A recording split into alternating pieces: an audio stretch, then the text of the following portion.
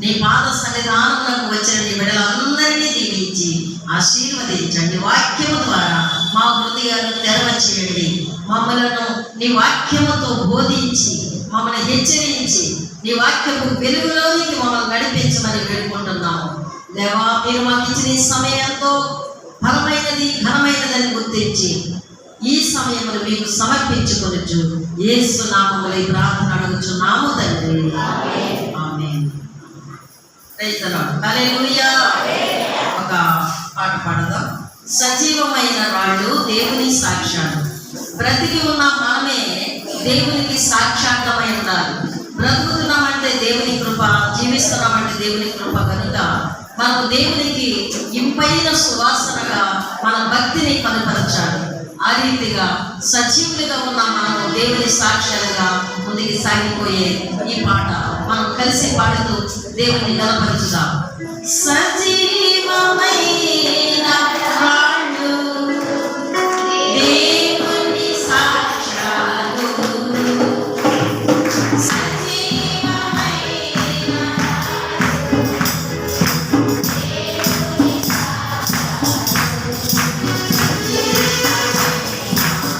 జనముగా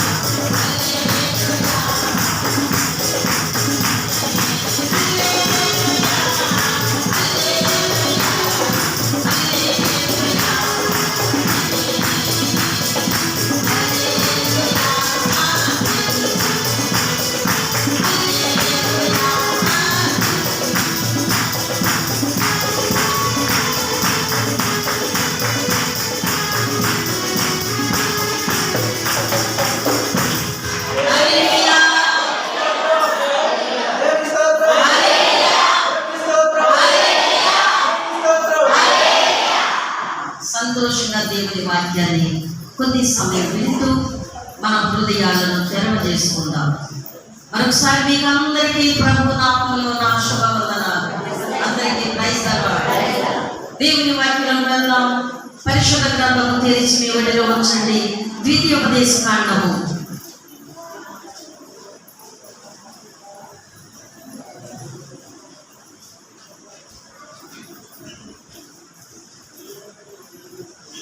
6వ అధ్యాయము 1 నుండి చదువుదాం. నీవును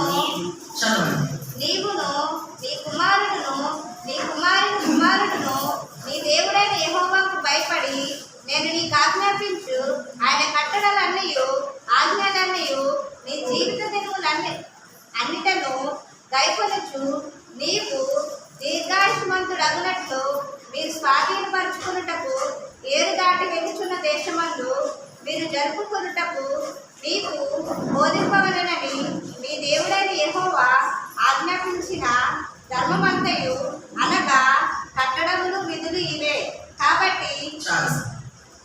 కాబట్టి అనే మాట కంటే ముందు అనగా కట్టడలు విధులు ఇవే. దేవునికి స్తోత్రం. ఈ ద్వితీయోపదేశ కాండము 6వ అధ్యాయము 1, 2 వచనాలు ఇప్పుడు చదవగా విన్నాము. ఇక్కడ మొట్టమొదటి మాటలో నీవును నీ కుమారుడును నీ కుమారుని కుమారుడును. ఎంతమంది అయ్యారు ఇప్పుడు చెప్పండి? నీవు అనగా మనము, తర్వాత నీ కుమారుడు అంటే మన అబ్బాయిలు మన అమ్మాయిలు, తర్వాత ఆ కుమారుని కుమారుడు అనగా 3 తరముల వారు. ఎన్ని తరములు? 3 తరముల వారు. ఈ 3 తరముల వారు మన దేవుడైన యెహోవాకు భయపడాలి.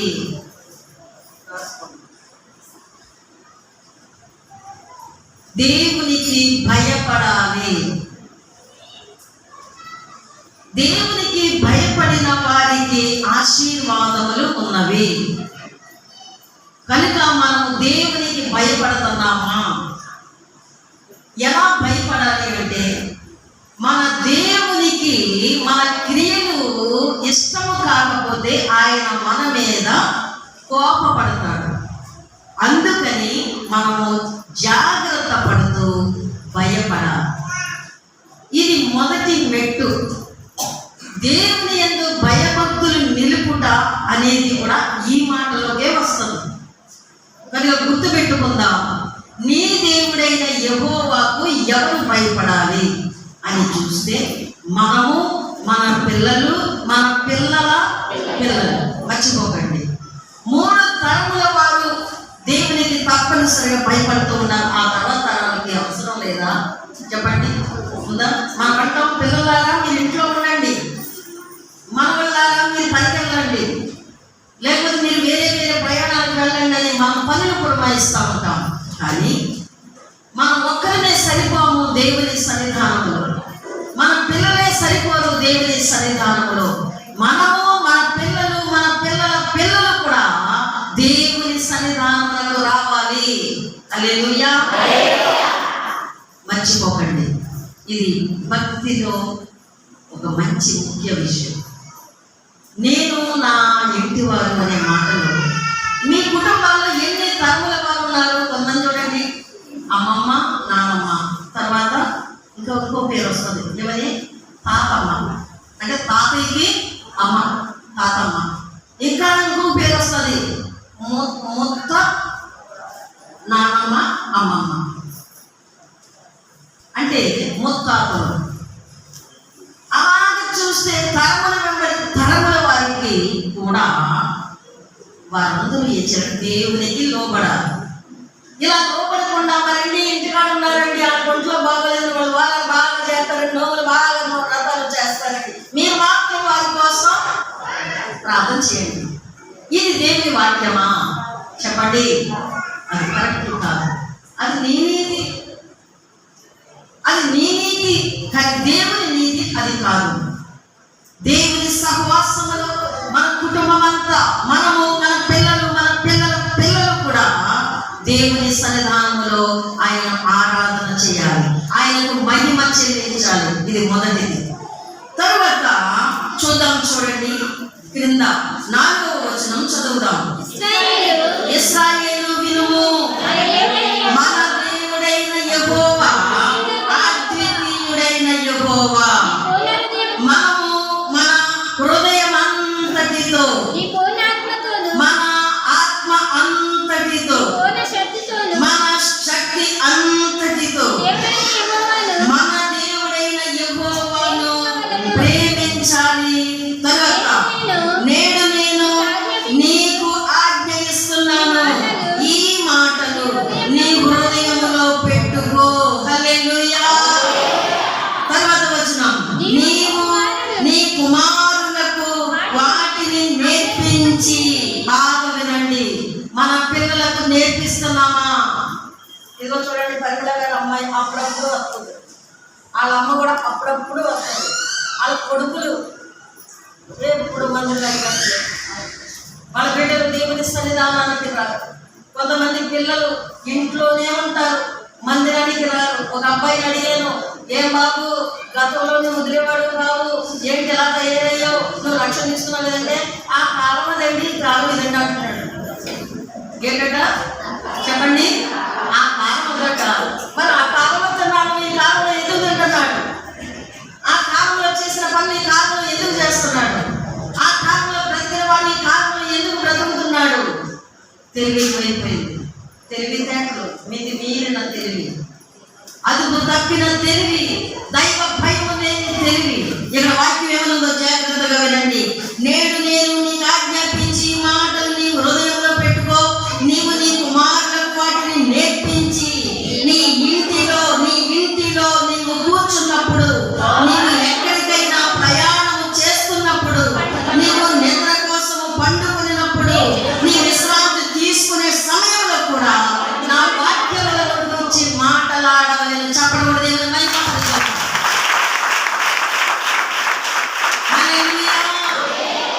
దేవుని మాటల కొరకు మాట్లాడాలి, దేవుని వాక్యములనే మాట్లాడాలి. ఇంట్లో ఎప్పుడైనా నీ బిడ్డల ముందు దేవుని వాక్యం మాట్లాడేవా? అలాంటి వారు చేయగలరు.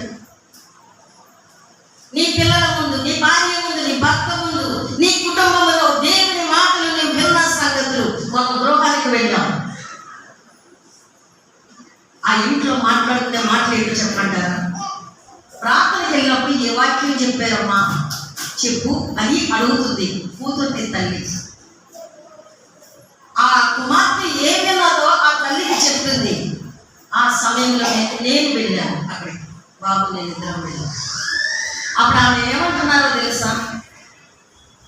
మందిరానికి వచ్చి ప్రార్థనలో ఉన్నారు అంటే ఏం నేర్చుకున్నారు? నేను రాలేకపోయాను కదా, నేను పడక మీద మంచం మీద ఉన్నాను కదా, ఆ మాటలు వింటే నేను అక్కడికి వచ్చినట్టుగా సంతోషిస్తాను అని చెప్పింది అమ్మ. ఏ వాక్యం విన్నదో ఆ కుమార్తె ఆ మాటలన్నీ పట్టుకెళ్ళి ఏం చేస్తుంది? ఆ తల్లికి చెప్తుంది. హల్లెలూయా. మీరు గమనించండి, ఇక్కడ విన్నది ఇక్కడ ఏమో మర్చిపోతున్నారు. ఎందుకంటే ఆ పత్రంతో జోకేయడం, ఏదో నవ్వుతూ సరదాగా గడిపేయడము, మనసు ఎక్కడికో గడిపేయడము, మనిషి ఇక్కడ ఉండడము ఏదో ఉంటుంది. అందువల్ల వాక్యం మీ హృదయంలోకి వెళ్ళట్లేదు. ఇక్కడ ఏమవుతుందంటే నీ పూర్ణ హృదయంతోనూ, నీ పూర్ణ ఆత్మతోనూ, నీ పూర్ణ శక్తితోనూ దేవుని ప్రేమించాలి. ప్రేమించినప్పుడు ప్రేమించిన వ్యక్తి చెప్పే మాటలు మీ హృదయంలో ఎప్పుడూ మర్చిపోరు. ఒక రోజున ఒక అబ్బాయిని ప్రేమించాడంట. ఏం చేశాడు? ప్రేమించాలంటే మనం ఎక్కడికన్నా పోదాం అన్నాడు. మరి ఎక్కడికన్నా పోతే డబ్బులు బంగారం మీద ఉన్నాడు అని అనుకున్నారంట. అవునా? తెచ్చేస్తాను అన్నాడు. ఏమన్నది? తెచ్చేస్తాను. అలా అమ్మ చెవు కోసేసి ఏం చేసింది? ఇంట్లో లేదు బంగారం. మరి ఆ అమ్మ చెవి ఏం చేసింది? నిద్రపోతున్నా అమ్మకి చెవు కోసేసింది. ఎందుకు? ప్రేమించిన వ్యక్తి కోసం, ఎక్కడికో పోవడానికి కోసం. 18 ఏళ్ళు 20 ఏళ్ళు పెంచి పెద్ద చేసి చదివించి విద్యాబుద్ధులు నేర్పించి కడుపు నిండా అన్నం పెట్టి నచ్చిన కూరలు నచ్చిన వంటలు పెట్టి వండి పెట్టి చేసింది. మళ్ళీ చెవి తెగ కోసేసి ఎక్కడ పెట్టుకుంటుందా చెవికి? అవమ్మా పైన ఉన్నారు మీలో లేరా? ఒక చెవికి 4 దెబ్బలు, ఒక చెవికి 4 కన్నాలు. అందానికి ఏమి తక్కువ లేదు, అందానికి మాత్రం తక్కువ లేదు. బుద్ధికి అందం ఉందా, మనసుకి అందం ఉందా, హృదయానికి అందం ఉందా అంటే చెవికే అందం. దేనికి అందం? చెవికే అందం. ఆ రోజులో ఒక్క రోజు అబ్బాయి పెట్టుకుని కూడా అలాగే. అవునా? ఇప్పుడు ఎవరు పెట్టుకుంటున్నారు? నా బంతులు, బలవంతులు, డబ్బులవారు, ఏమి లేనోళ్ళు, పేదోళ్ళు, తిన్నాక అన్నం లేనోళ్ళు కూడా 4 కన్నారు. హల్లెలూయా. చెవికి ఎక్కువ చేసిందండి. ప్రేమించిన అబ్బాయి కోసం ఆ బంగారం పెట్టగలుగుతున్నాడు. అక్కడ పెట్టగలకి ఎవరైనా తెలుసా? విధానంతో 300 అన్నాడు. వెర్రి. యెహోవాను ప్రేమిస్తే నీ పూర్ణ హృదయంతో, నీ పూర్ణ ఆత్మతో, నీ పూర్ణ శక్తితో ఆయన ప్రేమించి చూడు. అప్పుడు ఎంత ఆనందమో, ఎంత సంతోషమో. చదువుదాం చూడండి. 20వ వచనం, 6వ అధ్యాయం 20వ వచనం. ఇక మీదట నీ కుమారుడు మన దేవుడైన యెహోవా నీకు ఆజ్ఞాపించిన శాసనములు, కట్టడలు, విధులు ఏమేమి అని నిన్ను అడుగునప్పుడు నీవు నీ కుమారుడితో నీవు ఎలాగూ చెప్పు. హల్లెలూయా. ఏం చెప్పారు? సెవ్వో చేశారంట. ఏం చేశారు? ప్రార్థనకి వెళ్ళావు. జీవనయ్య గారు ఏం చెప్పారు? అమ్మగారు ఏం చెప్పారు? సెవ్వో చేశారంట. ఏం చేశారు? 4 కన్నాలంట చెప్పి, 4 దెబ్బలంట. ఈ పట్టుకుంటారు కానీ వాక్యాన్ని పట్టుకోరు. ఏం పట్టుకోరండి? వాక్యాన్ని పట్టుకోరు. వాక్యాన్ని పట్టుకుంటే జోల పట్ల ఎందుకుంటుంది? ఆరాధన. బలవంతులుగా ఉంటాం, దేవుని శక్తితో నింపబడతాం. ఇక ఆయన మహిమ నీ కొరకు దిగి వచ్చేస్తుంది పరలోకము నుండి. హల్లెలూయా.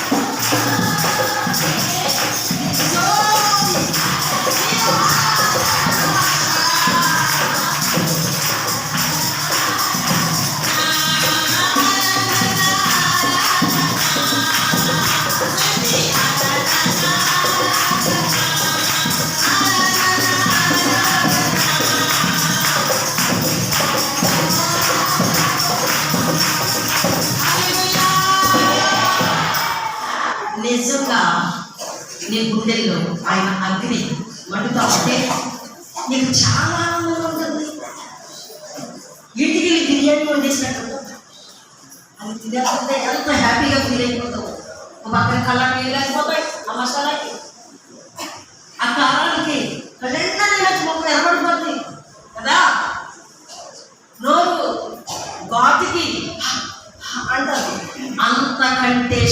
సంగతి. అది ఎంత బాధకరమైన నీ నాలుకకు అది ఎంతో రుచిగా కనబడుతున్నట్టు దైవ సన్నిధానంలో నీవు ఆత్మీయ అనుభవాలు అనుభూతులు అనుభవిస్తే ఎంత సంతోషం. చెప్పండి.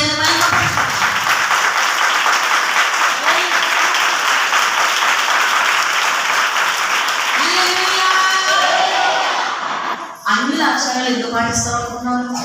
దేవుని శక్తి నీలో లేక. దైవ కార్యాలు ఎందుకు చేయట్లేదు అనుకున్నావు నువ్వు? దేవుని బలం నీలో లేదు. ఆత్మ బలం నీలో ఉంటే దైవ కార్యములు చేయకుండా నువ్వు ఉండలేవు. అసలు నువ్వు మనిషివే కాదు, విశ్వాసమే కావు. క్రైస్తవ జీవితం నీలో లేనప్పుడు నీ బిడ్డలకు వాటిని నేర్పలేవు, నీ బిడ్డలకు వాటిని నేర్పించలేవు. ఏకీభవిస్తారట అననీయ సప్పేరాల వలె. దేనికి ఏకీభవిస్తారు? దైవ కార్యములకు అడ్డుగా ఉండడానికి, దేవుని కార్యములు అగౌరవపరచడానికి, దేవుని కార్యములు నీచముగా చూడడానికి, వెనక్కి లాగడానికి రెడీగా ఉంటాం. ఎందుకు అంటే నీలో దైవ భయము లేదు కనుక. హల్లెలూయా. మరచిపోకండి, నీ దేవుడైన యెహోవాకు భయపడి అనే మాటతో మనం ప్రారంభించుకున్నాం వర్తమానం. దేవునికి భయపడేవారు ప్రతి క్షణము అనుగుణమున కూడా ఆయనకు టచ్లో, ఆయన స్వాధీనంలోనే ఉంటారు. వారి బయటికి వెళ్ళినా లోపలికి వచ్చిన మేత వేసినా కానీ ఆయనకు తెలియకుండా ఏది చెప్పండి చెయ్యరు. ఏది ఆయనకు చెప్పకుండా ఏది చెయ్యరు. ప్రతి విషయం ఆయనకి తెలియజేస్తూ ఉంటారు. ఆయన చెప్తా ఉంటారు. ఆయన సంఘానికి చెప్తారు, ఆయన సేవకులకు చెప్తారు, పరమ తండ్రికి చెప్తా ఉంటారు. ఆయన సరెండర్లో, ఆయన స్వాధీనంలో వారు లోబడి ఇమిడిపోతా ఉంటారు. హల్లెలూయా. చూడండి ఏమని మాట్లాడుతున్నారంటే, ఇక మీదట నీ కుమారుడు మన దేవుడైన యెహోవా మీకు ఆజ్ఞాపించిన శాసనములు, కట్టడలు, విధులు ఏంటి అని అడుగునప్పుడు నీవేం చెప్పాలట? నీవు నీ కుమారునితో ఎలాగూ చెప్పు. 24వ వచనం. మనకు నిత్యము మేలు కలుగుటకై యెహోవా నేటి వలె మనలను బ్రతికించునట్లు మన దేవుడైన యెహోవాకు భయపడి ఏం చేయాలట? ఈ కట్టడలన్నిటినీ గైకొనవలెను అని మనకు దేవుడు ఆజ్ఞాపించాడు అని మన పిల్లలకు చెప్పాలి. నీ కుమారుడు నిన్ను అడుగుతాడు,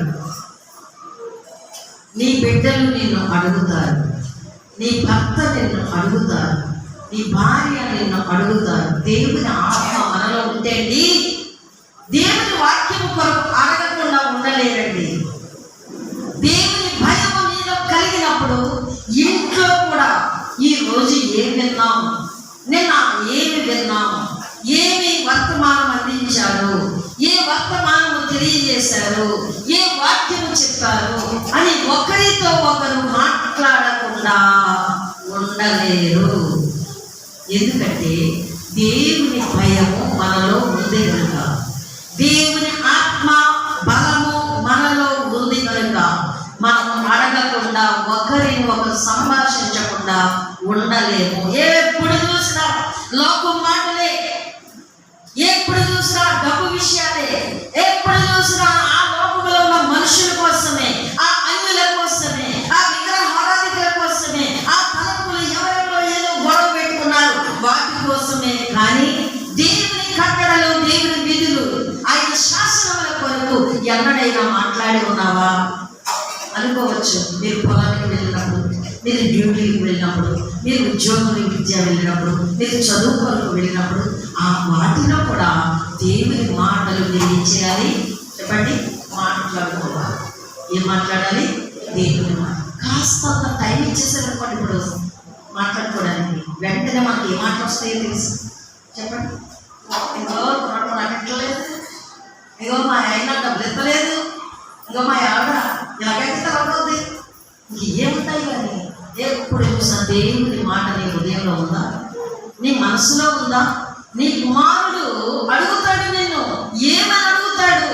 ఏమని అడిగితే నువ్వేమని చెప్పాలనుకుంటున్నావు? నీ కుమారుడు కూడా అడగాలి అంటే నువ్వు అడిగే విధానంగా మారాలి.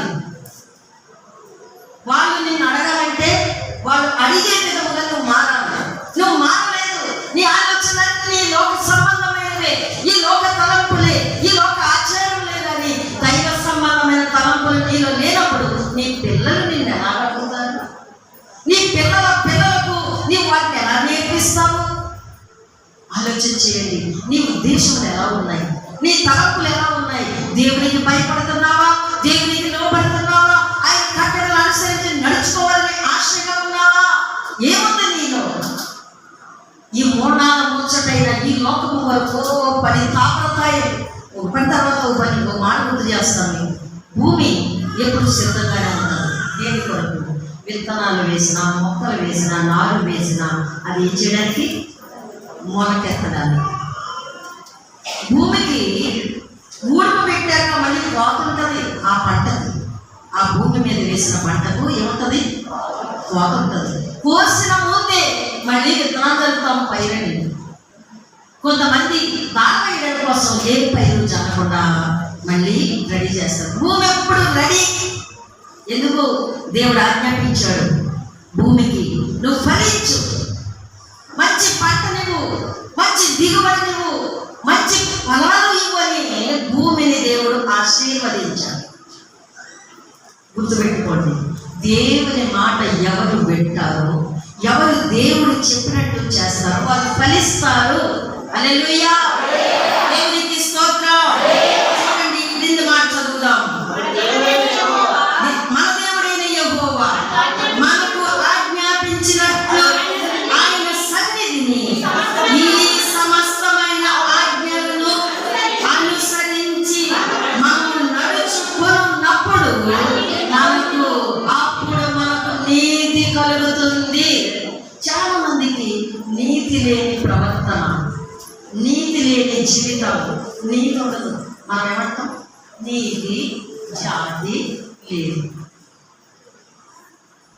జాతిని దేవుడిచ్చాడు. జాతిలో నీతి ఉంటే అది తెలుస్తుంది. అర్థమైంది? మీరు బాగా గుర్తుపెట్టుకోండి. మనము నీతి కలుగునట్లుగా నిలవబడాలి. ఎప్పుడంటే మన దేవుడైన యెహోవా మనకు ఆజ్ఞాపించిన ఆయన ఆజ్ఞలన్నిటినీ ఆయన సన్నిధానంలో మనం అనుసరించేవారుగా మాట ఇచ్చి దాన్ని నిలబెట్టుకోవాలి. ఆయన సన్నిధిలో మనకు ఒక విధము, ఒక ఆలోచన, ఒక విధానము నేర్పిస్తున్నాడు. ఏమనంటే ఆయన సన్నిధిని సమస్తమైన ఆజ్ఞలు వినాలి. సమస్తమైన అంటే ఎన్ని ఆజ్ఞలు పెట్టాడు ఆయన?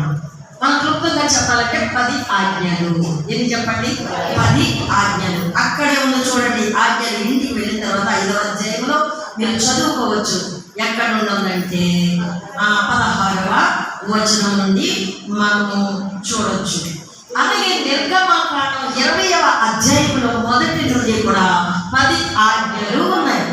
ఈ 10 ఆజ్ఞలు దైవజనుడు ప్రవక్త అయిన మోషేకు దేవుడు సీనాయి పర్వతము మీద 40 దినముల ఉపవాసముతో ఉన్నప్పుడు 2 రాతి పలకల మీద వ్రాయించి ఇచ్చిన 10 ఆజ్ఞలు గల రాతి పలకలు. మీరు గుర్తుపెట్టుకోండి, దేవుని మాట వింటున్నాం మనము, ఆయన ఆజ్ఞలు అనుసరించి నడుచుకోవాలి. ఆయన భయపడుతున్నామని చెప్పుకునే మనము ఆయన మాటకు లోబడాలి. హల్లెలూయా. ఎంత చెప్తున్నా కొంతమందికి వాక్యమే లేదు. వచ్చి బిడ్డనే వెళ్ళి బిడ్డనే, వచ్చి బిడ్డనే వెళ్ళి బిడ్డనే. ఇంతే. మీ ప్రజలు మారదా? దేవుని వాక్యం వినండి, దేవుని మాట గట్టిగా పట్టుకోండి. చూడండి, వాక్యంలో వెళ్దాం. 5వ అధ్యాయం 29వ వచనం. వారికి వారి సంతానమునకును నిత్యము క్షేమము కలుగునట్లు వారు నా యందు భయభక్తులు కలిగి నా ఆజ్ఞలన్నిటినీ అనుసరించు మనస్సు వారికి ఉంటే మేలు. రాసుకుంటున్నారా? చదువుతూ వస్తున్నాడు. తమదానం జరిగేస్తున్నాడు. రాసి పాటించండి. హృదయం అనే పలక మీద రాత్రి చెప్పుకున్నాం, రాసుకోండి. చదువుకున్న వారు పేపర్ పెన్ తీసుకుని రాసుకోండి. హృదయం అనే పలక మీద కూడా రాసుకోండి. చాలా పని ఇచ్చాడు దేవుడు మనకి. పని చేసే వారికి పని అప్పగిస్తాడండి. గర్వాలు మీకు గుర్తుందా? స్వామివాళ్ళ పిల్లలు దేవుని పని చేయండి. ఇలా చూడండి, ఇలా చూడండి. ఖాళీగా తిరిగేవాళ్ళు ప్రార్థన చేయండి. ఖాళీగా తిరిగేవారు ప్రభులో నమ్మకంగా ఉంటారు. పని చేసేవారే నమ్మకంగా ఉంటారు. దేవుడు స్వాములను పిలవలేదు, పని చేసేవారిని తీశాడు. గత ఆదివారం చెప్పుకున్నాం, మీకు గుర్తుందో లేదు. నీవు పని చేసేవారైతే, నీకు పని చేతనవడం అంటే చాలా మంది అంటారు, కొంతమంది అంటారు బైబిల్ పట్టుకుని నేను మాస్టర్ గారిని ఆయన తిరిగి వెళ్తారు. మన ఒక ఆయన వచ్చి నీ ప్రార్థన చేస్తాను అన్నాడు. లోపలికి వచ్చాడు. ఏమని చేస్తాడు తెలుసా? నాయన నీ బిడ్డను సంపూర్ణంగా మార్చు. ఏమో ఆయన నాదేం కనబడిందో. విన్నారా? అయ్యా ఇలా చూడండి, ఇలా చూడండి, ఎలా మార్చాలంట? మంచి మరి అది ఎక్కడ చేయాలి?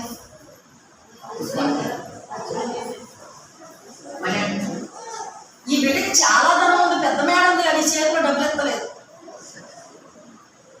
విన్నారా? ఈ బిడ్డకి ఎంత ఉందట? చాలా డబ్బులు ఉన్నాయంట. ఆయన మాత్రం నేను డబ్బులు ఎత్తలేదు. ఈ బిడ్డ మనసు మార్చండి, మార్చండి అని 4 సార్లు చేశాడు. రాత్రి పనిచుకొని మార్చాడు. 5 రోడ్డు పెట్టాడు. ఎవరికైనా నవ్వట్లేదంటే నిద్ర మొక్కల్లో ఉంటాడు. చూడండి ఎలా చూస్తున్నారు. అలాంటి వాళ్ళు మీ గుమ్మాలకు రమ్మని ప్రార్థన చేయించుకోకండి. జాలి చేసింది అని చెప్పి కానుకలు ఇచ్చేయకండి. దేవుని సన్నిధానంలో మీ కొరకు మూలవుతూ గోజాడుతూ ప్రార్థన చేస్తున్న మీ పేర్లు, మీ కుటుంబ విషయాలు, మీ పరిస్థితులు ఇక్కడ సంఘ కాపరికి మాత్రమే తెలుసు. అవునా కాదా? చెప్పండి. హల్లెలూయా. దేవునికి స్తోత్రం. నీవు నాలోనే ఉన్నావన్న ఈ సంగతి తెలియక బ్రతికానే ఇది ఎలా మరి?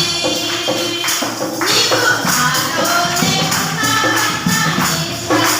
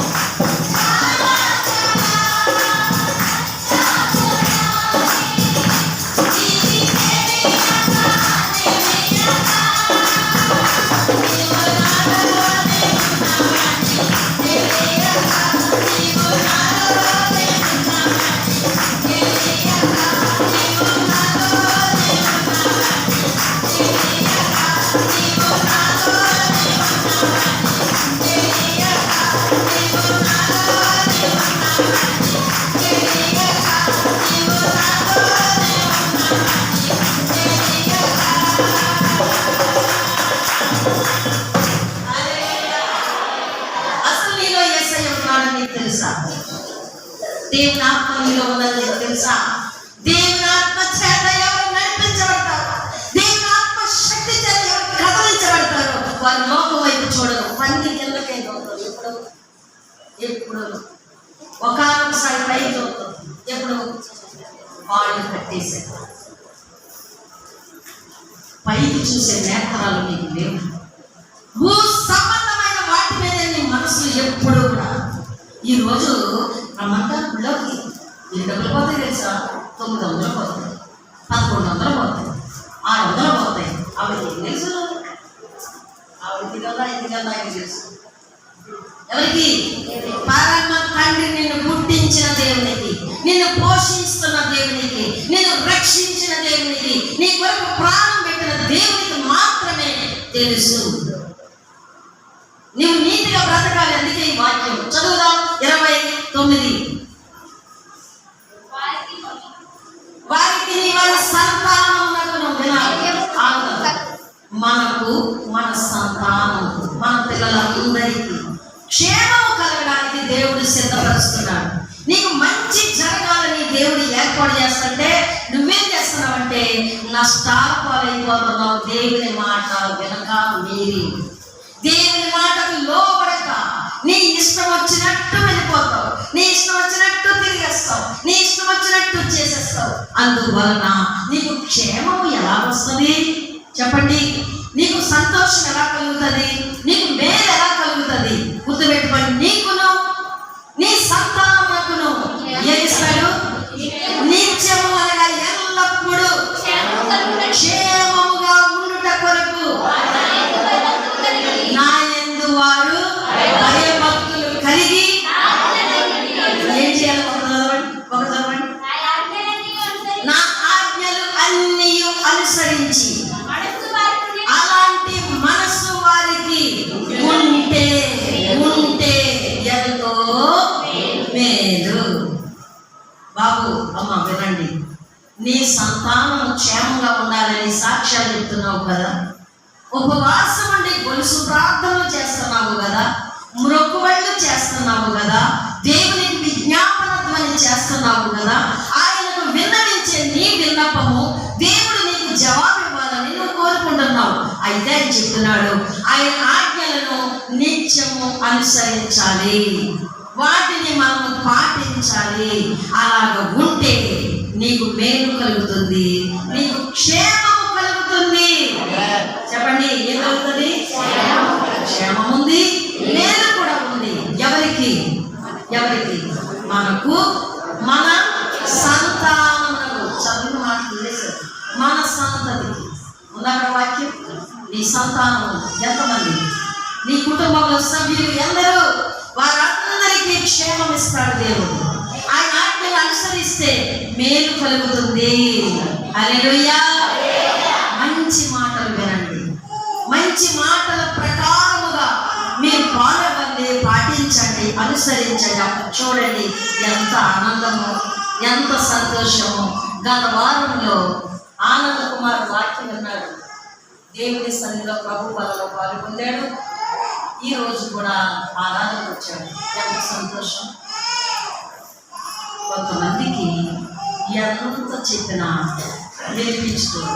చూడండి, అన్నదమ్ములిద్దరే కృపావరం అన్నయ్య కృపావరం పాటిస్తున్నాడు, ప్రభు వల్ల ఆరాధనకు అందించి క్రమంగానే ఉంటున్నాడు.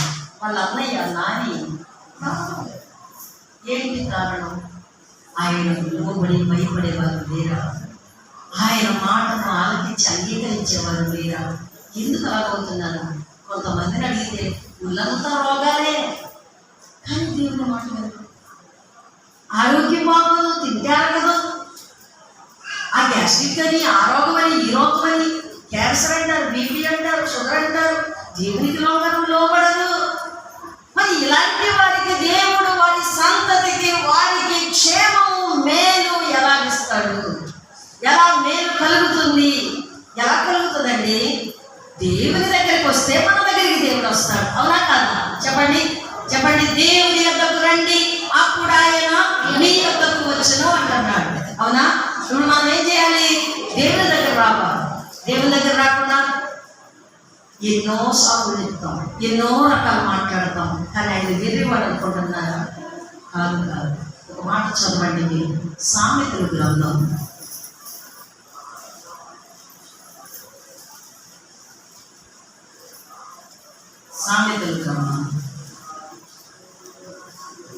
1వ అధ్యాయము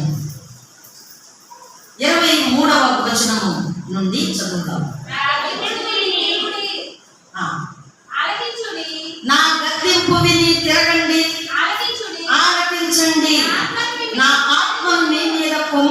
చేతును, నా ఉపదేశము మీకు తెలిపెదను.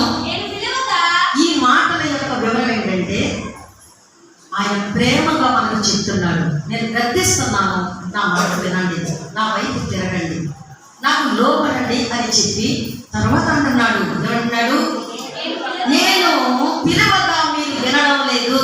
ఎవరికి మాట అంటే రాని వాళ్ళ గురించి, మీ ఇంటి వారైతే, మీ కుటుంబంలో వారైతే ఈ మాటలు మీరు వినాలి. రాని వారి కొరకు ఏమనంటే, నేను చెయ్యి చాపగా ఎవరు లక్ష్య పెట్టలేదు, నేను చెప్పిన బోధ ఏమియు మీరు వినక త్రోసివేసింది, నేను గద్దింపగా లోబడలేదు. కాబట్టి ఈ మాట చాలా డేంజర్ జోన్, వెరీ సీరియస్లీ, చాలా ప్రమాదకరమైన మాట. ఏంటి గుర్తుపెట్టుకోండి, చాలా జాగ్రత్తగా వినండి. ప్రతి మనిషి కూడా అనుకుంటున్నారు ఎప్పుడు ఇలా చల్లగా సంతోషంగా సాగిపోతారు అనుకుంటున్నారు. చల్లగా సంతోషంగా సాగిపోవడానికి నువ్వు అనుకున్నట్టు లేదు, నువ్వు అనుకున్నట్టు అవ్వదు. దేవుడు అన్నమాట, బిడ్డ నువ్వు చల్లగా ఉండు, నువ్వు సంతోషంగా ఉండు, నువ్వు క్షేమంగా ఉండు, నేను నీకు మేలు చేస్తాను ఆయన చెప్పాలన్నమాట. నువ్వు అనుకుంటే అయిపోయేది కాదు. నీ మాట దీవెన వచ్చినగా ఎప్పుడవుతుందో తెలుసా? ఆయన మాటకు మనం లోబడినప్పుడు, ఆయన వాక్య ప్రకారంగా మనం చేసినప్పుడు. వాక్యం కూడా ఉంది, మీరు దీవించండి కానీ శపించవద్దు. ఒకవేళ కానీ నీవు దీవించినప్పుడు వారు అర్హులు కాకపోతే తిరిగి మళ్ళీ నీ దగ్గరికి వచ్చేస్తుంది. ఆ దీవెన వచ్చి వెనక్కి వచ్చేస్తుంది. బాగా గుర్తుపెట్టుకోండి, ఇక్కడ చాలా సీరియస్ గా చెప్తున్నాడు. ఏమని చదువుదాం, చూడండి. కాబట్టి మీకు అపాయము కలుగునప్పుడు నేను నవ్వెదను, మీకు భయము వచ్చినప్పుడు నేను అపహాస్యము చేసేదను.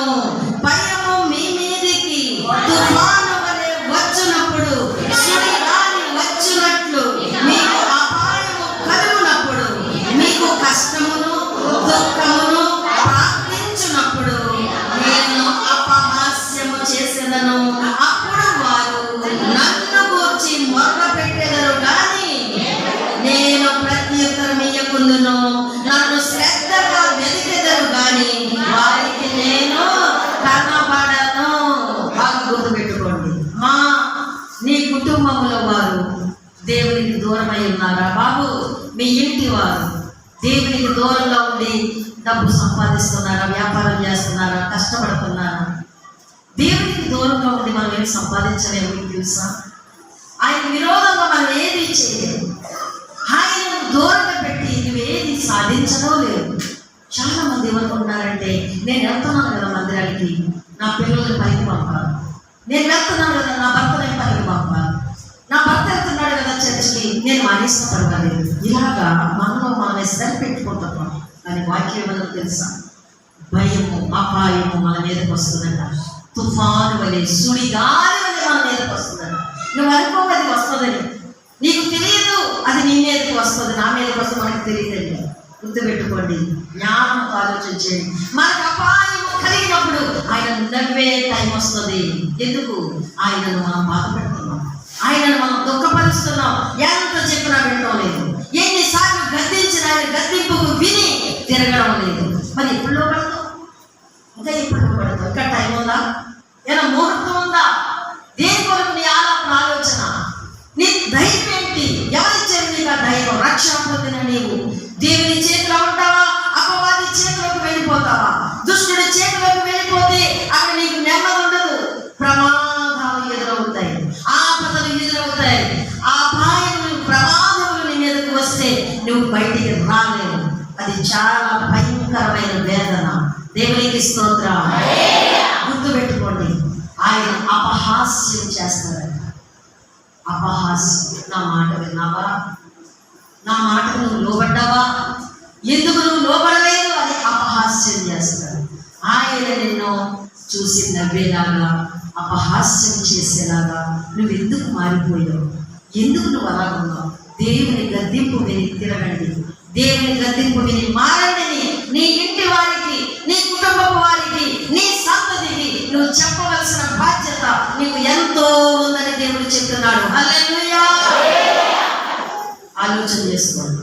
ఇష్టానుసారంగా పారిపోతున్నాడు, రెడీ అనుకున్నాను కదా. ఇదేదో ఇంటి ఒక భోజనం చెప్పినట్టు కాదండి దైవ సన్నిధి. దేవుని సన్నిధి అంటే మన ఇంటి వారందరూ కూడా హాజరవ్వాలి. మన కుటుంబం అంతా ప్రభు సన్నిధానంలో గడపాలి. అదేంటి అసలైన ఆరాధన. అది అసలైన ఆరాధన.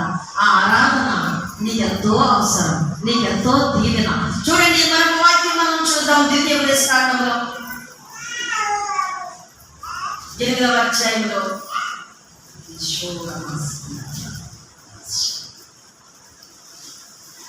5వ వచనం. 8వ అధ్యాయము. ఒకడు తన కుమారుని ఎట్లు శిక్షించునో అట్లే నీ దేవుడైన యెహోవా నిన్ను శిక్షించువాడని నీవు తెలుసుకొని ఆయన మార్గములలో నడుచుకొనున్నట్లు ఆయనకు భయపడునట్లును నీ దేవుడైన యెహోవా ఆజ్ఞలను గైకొనవలెను.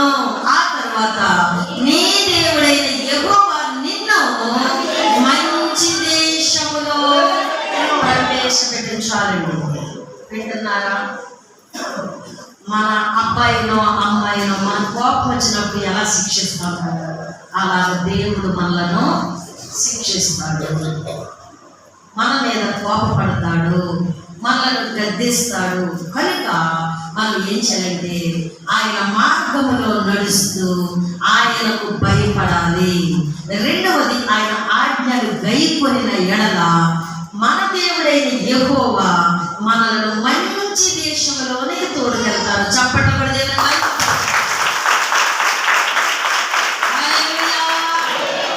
మంచి దేశం కావాలి